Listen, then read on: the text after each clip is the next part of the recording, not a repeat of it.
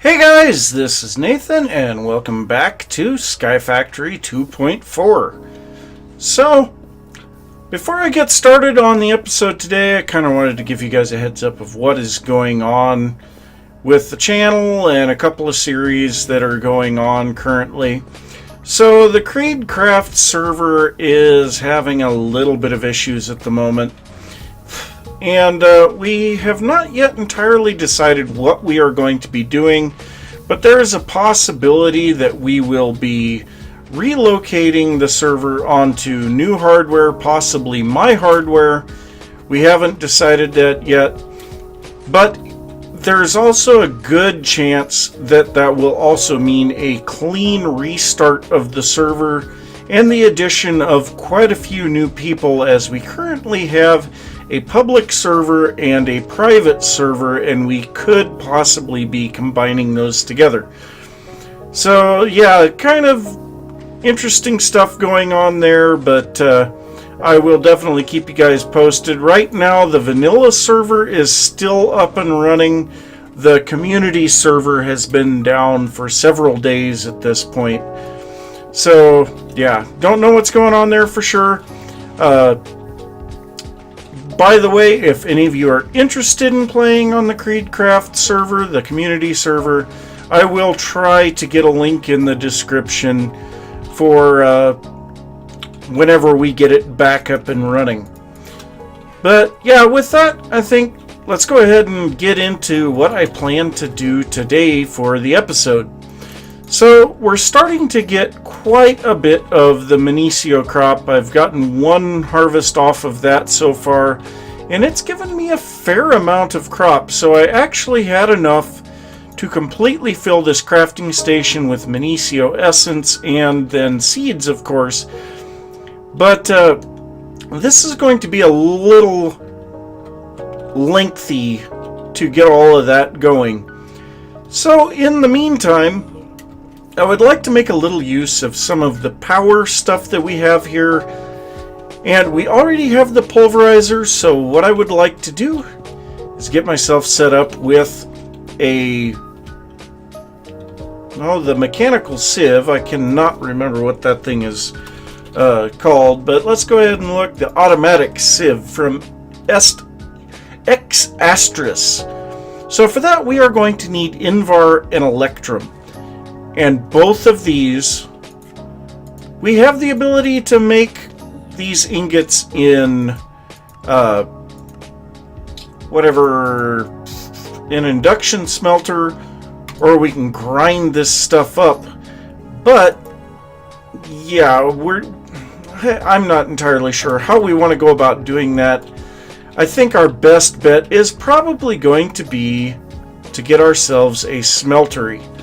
So we have enough water to make an infinite source, and so I think go ahead and set up ourselves an infinite source because we don't have one currently, and we'll just start converting powder or dust into clay, and that should take care of everything. Now I have been doing a lot of work with this pickaxe, and my gosh, it has gone up so many levels. We're into the heroic skill level already, and yeah, I am not even sure what we should do with it anymore. I'm half tempted to remake my tools with iron instead of flint and bone, because that will allow us to work a lot faster, but at the same time it will be a lot more expensive to make. But I suppose we better get the smeltery first. That will increase the productivity of our dusts because it'll double the dusts. So all of these dusts that we have here will be good for 2 ingots, which would be very helpful. But yep, I guess set up an infinite water source and start getting some of the dust that I am producing right now changed into clay, and then I'll be back. So I went ahead and made up 2 stacks of grout, and of course the recipe for grout is just some clay blocks or clay balls, depending on what you want to make it as. But I used clay blocks 4 pieces of sand, 4 pieces of gravel. That makes 8 grout each. If you use just a clay ball, then it's 1 gravel and 1 sand, and it will make 2. So yeah, this is just a faster way to make it. So like I say, I made 2 stacks there, smelted that up, and so we have a whole bunch of seared bricks. So first we need our smeltery controller. This is the most important part of the smeltery. Without it, it doesn't work. Without most of these, it doesn't work. But then we will need a smeltery drain. This is a place that we can input and output from the smeltery.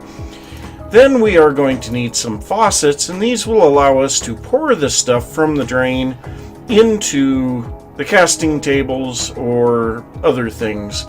So then we will also need some type of a tank to go along with the smeltery. Now, because I don't have a lot of the seared bricks available, I'm going with the seared glass, as it has the highest return for the amount of bricks to a block. So yeah, that was 5 glass and 4 bricks for each one of those. Then we need our casting table, a pair of pants out of bricks. Yep. Then we need a casting basin, which is an upside down pair of pants out of bricks. And then we need a bunch of actual bricks. So I have made a large platform over, well, not very large, but big enough, a platform over here that we can set this thing on. Now normally I would set this into the floor, but I'm just going to set this up on the surface. So we're going to build this up like this, and then we need to place some blocks here so that we have, that is not what I wanted right there, so that we have the ability to move these out a little bit. And well, let's just see here. We will place, not what I wanted. We'll place one in each corner for the moment. In each corner only, please. Then we're going to place a drain on each side of the front. You know what? I'm going to go ahead and remove that. We'll put a torch straight down instead. Then we're going to place the casting table and casting basin underneath these. We'll place the faucets on there, and then we need to build up the rest of it. And now one thing that we need to do is leave some space for those windows. So we're going to build these up, and then we're going to break these blocks out of the inside, and the windows will take up the remaining space. But before we put those in, we want to fill them with lava, and it looks like we got mighty smelting by doing this as well. So I set up a hopper on top of my crucible to make sure that we got a bunch of lava, and it looks like it's still working, so that's fine. But we'll go ahead and place these down, and these will hold their fluid when they're broken. But we have at least 6 buckets of lava that will run this smeltery for a fair amount of time right now. So there we go. We still have just a tiny bit of lava left. But we're going to go ahead and break these, and we'll go set them into the smeltery. And this will be enough to turn it on. So we'll drop this in there, that there, and our flames come on in the controller. We have room for 9 things currently.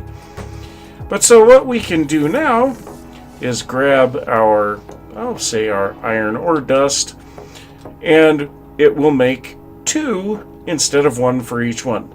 Now the first thing that we want to get is some of that stuff to make the auto sieve, and we're going to need electrum and invar and a couple other things for that. So the electrum is going to be silver and gold, and so I'm going to melt both of these. And oh yeah, we don't have the ability to see how much room there is here. Now one thing, if I remember correctly, hey, it works. So what I can do there, I have the ability to turn the click off on my mouse wheel, but when I do this, we can see it melts it really, really fast. Now one thing that I really like about this version of Tinker's Construct is it mixes immediately. We don't have to worry about all of that other stuff.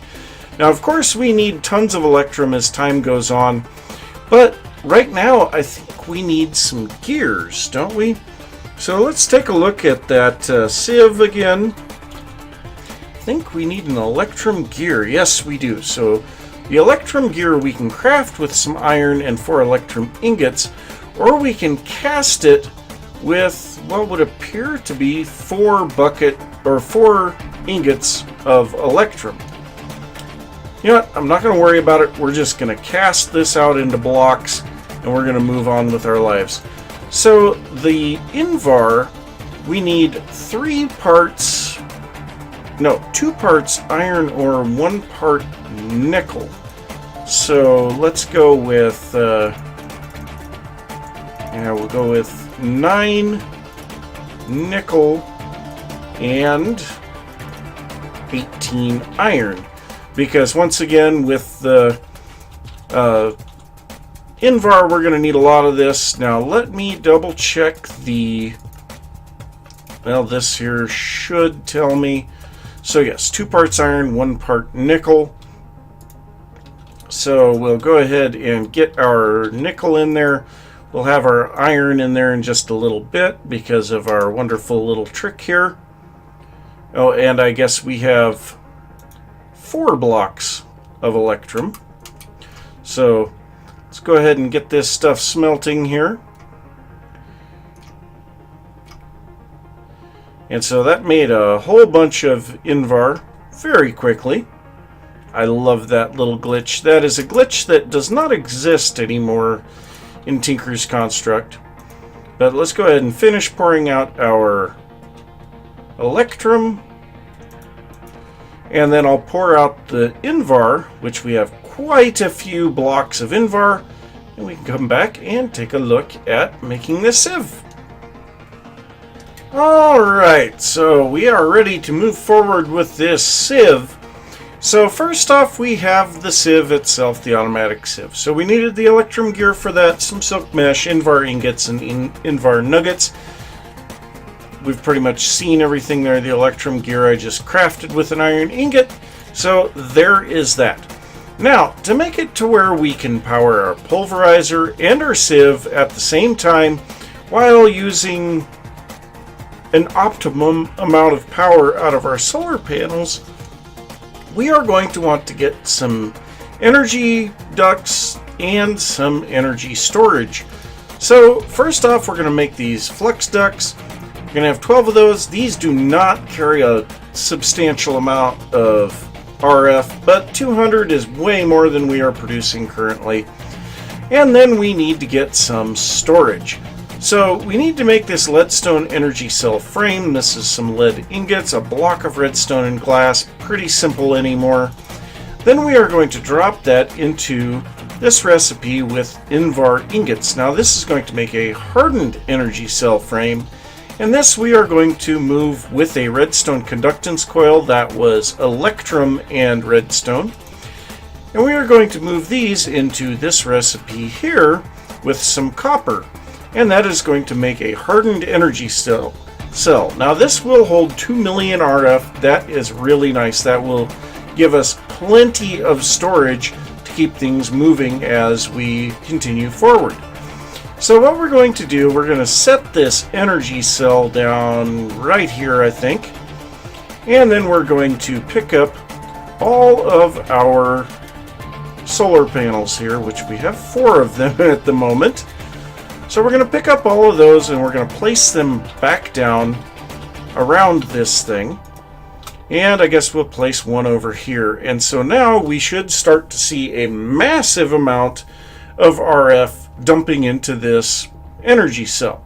Now obviously right now it's not as much as we could get later on, but it's still a decent amount. But so now we're going to change our configuration so that this side over here is our output, and then we are going to run our leadstone flux ducts underneath this thing. And we are going to remove this hopper here and this one here so that we can properly power everything. And actually that is not quite right. Now we are going to have to, we'll just go ahead and grab this and move it. So what we're going to do, we are going to put this right here. And then we're going to put the auto sieve right next to it. We can no longer open this chest, so we'll just go ahead and break that. And stuff is going to fly everywhere because, yes, there was a lot of stuff in that chest. And then here we are going to place the chest back down, which one simple chest is not going to be enough very quickly on this. So we're going to have this. We're going to put our energy, or our flux ducts, around the back here. I want to say energy conduits, but yeah, these are still flux ducts. We don't have whatever in the heck the mod is that it is now. But so now we can take and drop this gravel in here, and it will start automatically sieving. Now I know there is a way that we can upgrade this thing here, and I don't exactly remember how, but all of the proceeds of our sieving are going to end up in this chest. But so then we can take and drop gravel into this, and we'll change our configurations here so that our output is pushed into the sieve. And then we're going to set our input on the top. We'll set a hopper up here, and then we'll drop this stuff up here. And yeah, we are now going to be automatically sieving. Now, actually, right now, I think we want to turn this off because I do not want to be sieving sand at the moment. But so we should still be gaining energy. No, we're not. We're using energy faster than we are bringing it in. So we're using 40 RF a tick here, and I think we're using 40 RF a tick here. I can't see because of JEI. There we go. Or NEI. So yes, we are using 80 RF total, and we are producing, what are these, 16 each? And we have 4 of them, so 64. So yes, we are definitely at a loss, and of course rain. So I think the next thing that we need to do is look at getting some better solar panels. So our next tier up is a 64 generation for a single one. This is going to require a leadstone energy cell and a machine frame basic, which is going to be a tin gear, some glass, and iron. So yes, we are going to have to get a little bit of stuff together. I'll make up one of these level 3 solar panels. And I think what I'll do is I will probably, because these are going to be empty, I'll get everything else ready. I do have a decent number of mirrors. I could probably make another one of these level 3s right now. So yeah, I'll see what I can come up with. I'll be back in a little bit. So after a fair amount of time of collecting up all of the resources and making sure that I had everything, I think we're finally ready to make these. So we have our machine frame basics here. These take tin gears, which is just 4 tin ingots around an iron ingot, or I could cast them, which I need to get a cast set up. But so we're going to grab 2 of those because we have enough to make 2 of these guys. Now the other thing that we need is these photovoltaic cell 1s. So these take extra mirrors, some lapis, and glass. And so yes, this takes a lot of glass and a lot of aluminum to make all of this stuff. And then we take these photovoltaic cells, put them across the top of the recipe. We have our leadstone energy cell frame 1. Leadstone energy cell. We need an actual cell, not just the frame. So here, let's go ahead and get these. So those are conductance coils. Yes, that is correct. I need to grab some copper. I need 6 pieces of copper. Wow, that was good of me. So there we go, leadstone energy cells. Then we need our machine frames in here, and that is going to make a solar panel 3. So now we can take this guy, and what we're going to do, we are going to break this one, put this one in, and that one is producing as much as all of the others were together. So we're going to grab these other 4 panels, we're going to bring them over here, and we are going to make them into another one. And so now we are going to have 128 RF per tick of generation, And we're only using 80, so now we should start to see, after the things fill up with energy, we should start to see power flowing into our energy cell at a fairly high rate. But also now this is going to improve the performance of this guy as well. Now, one thing that I did not check, this is X asterisk, I believe. So yeah, these here, so we need these speed upgrades. We can also put in fortune upgrades, but I've found that if you just speed the thing up, it's just as good. So these take pyrotheum dust. Okay, so in all actuality, we're basically ready for that. The sulfur is going to be the only thing that we really don't have, because we don't have blaze or netherrack. Now, we can make netherrack by clicking redstone onto a barrel of lava, I think. But yeah, not exactly something that we have readily available at the moment. So unfortunately, we won't be able to speed it up. What about our fortune upgrade? Electrum, Invar, and a diamond. You know what? Let's go for it. We have some Electrum, we have some Invar, and we have some diamonds. Let's go ahead and take 2 diamonds. We'll make 2 recipes here. Now, I know we can make a whole lot of these, but let's go ahead, let's just do this. So let's go ahead and make this. So that's going to give us 4 of the fortune upgrades, and I think this is going to increase our power consumption, yes. So we are now at 120 power consumption. We are at 128 power production, so we are very slowly increasing on our power storage. But hopefully that will improve our yield on our sieving. And yeah, now we have this set up. We have the ability to actually do this the way that it's meant to be done. That makes me feel good. So one thing that I'm going to do here, I am going to set the auxiliary output on this down. And what we're going to do is we're going to switch this over to pulverizing gravel or concrete, cobblestone. Wait, what did we have there? What are these? A gas nozzle for Greg's lighting. I don't know that I've ever done anything with that mod. Maybe it's not all that great of a mod. I don't know. But let's go ahead and place a chest down here so that we can pick up our auxiliary outputs. And we'll put this here. Yeah, we're just going to put all of this in there. For the moment, we're going to put all of our output down. But yep, we are automatically sieving. And you know what? Let's grab our dust because this thing has now run out. But so we're automatically sieving, we are automatically pulverizing. The next step would be to get automatic cobblestone generation. But yeah, we've got quite a bit of stuff going on here now that is powered, and that makes me very happy. So yeah, I think that's going to be it for this episode. So I'm going to say thanks for watching. If you enjoyed the episode, be sure to give a thumbs up.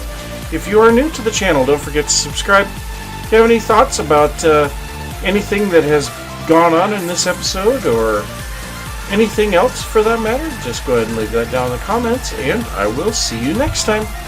Bye!